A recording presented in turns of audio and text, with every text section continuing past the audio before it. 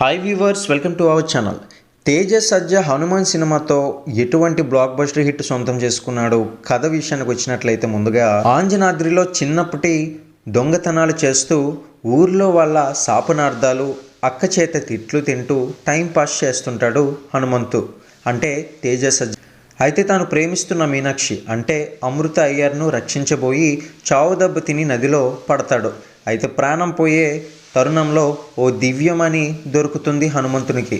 సూర్యోదయం అప్పుడు హనుమంతునికి ఎనలేని శక్తినిచ్చే ఈ మణి సహాయంతో ఊరికి పీడలా పట్టిన ఓ జులిందారి వ్యవస్థని తొక్కిపెట్టి ఆంజనాద్రికి మంచి రోజులు తీసుకొస్తాడు. ఇక అంతా బాగుంది అనుకునే తరుణానికి ఆంజనాద్రిలో అడుగు పెడతాడు మైఖేల్ వినయ్ రాయ్.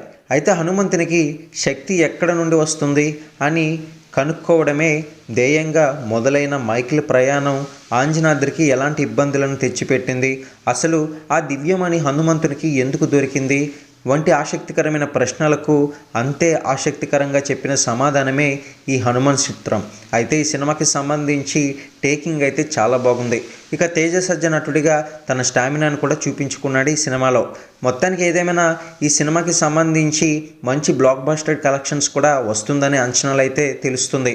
వచ్చే ప్రతి ఒక్క బాక్స్ ఆఫీస్ అప్డేట్స్, అదేవిధంగా లేటెస్ట్ టాలీవుడ్ రివ్యూస్ కోసం ఛానల్ని సబ్స్క్రైబ్ చేసుకొని ఈ వీడియోని లైక్ అయితే వేసేసండి. అయితే ఈ సినిమాలో హాలీవుడ్ సినిమాలో చూసే రియలిస్టిక్ ఫీల్ ఇచ్చే గ్రాఫిక్స్ అయితే బాగానే వర్క్ అయింది. ఇక ఈ సినిమాకి మెయిన్ ప్లస్ పాయింట్ ఏంటి అంటే మాత్రం గ్రాఫిక్ వర్క్ అనే చెప్పాలి. ముఖ్యంగా చివరి 10 నిమిషాల్లో ఆంజనేయ స్వామిని చూపించే విధానం అయితే రోమాలు నెక్కబడుచుకునేలా చేస్తుంది. ఇది ఇంత తక్కువ బడ్జెట్లో ఈ స్థాయి క్వాలిటీ అనేది మామూలు విషయం అయితే కాదు. కేవలం గ్రాఫిక్స్ వర్క్లో క్వాలిటీ కోసమేనా ఈ సినిమాను థియేటర్లో చూడాల్సిందే.